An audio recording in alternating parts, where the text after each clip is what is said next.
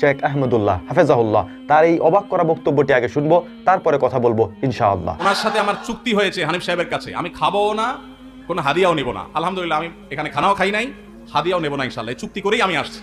শেখ আহমদুল্লাহ হাফেজাহুল্লাহর এই বক্তব্যটি শুনছিলাম আর অবাক হচ্ছিলাম, বর্তমান যুগে এরকম আলেম খুঁজে পাওয়া যায় কিনা। এই ভাইরাল হওয়ার যুগে একজন আলেম মাহফিলের মঞ্চে বসে বলছেন তিনি কোনো হাদিয়া নেন না। ভিডিওটা আপনারা খুব ভালো করে দেখলে বুঝতে পারবেন। তাকে একটি চিরকুটে একটি প্রশ্ন দেওয়া হয়েছিল, যে প্রশ্নে প্রশ্নকর্তা প্রশ্ন করেছিলেন, শায়েখ আজকে তো আপনি এই মাহফিল থেকে মসজিদ মাদ্রাসার জন্য অনেক টাকা পয়সা তুললেন, তাহলে এই টাকা পয়সা থেকে আপনার হাদিয়া কত দেওয়া হবে? তিনি সুস্পষ্ট যে জবাব দিয়েছেন সেটা প্রত্যেকটা মুসলমানের জন্য শোনা জরুরি। তিনি স্পষ্ট করে বলেছেন, আজকের মাহফিল থেকে আমি কোনো টাকা পয়সা নেইনি, টাকা তো নেইনি, উল্টো যিনি আমাকে দাওয়াত করে এনেছিলেন তার সাথে আমি ওয়াদাবদ্ধ, অর্থাৎ সে আমার সাথে ওয়াদাবদ্ধ যে আজকের মাহফিলে তিনি আমাকে কোনো খাবারও দিবেন না, কোনো টাকা পয়সাও দিবেন না। এই চুক্তিতে যদি তিনি রাজি থাকেন তাহলেই আমি তার মাহফিলে অংশগ্রহণ করব, এবং সেটাই তিনি করেছেন।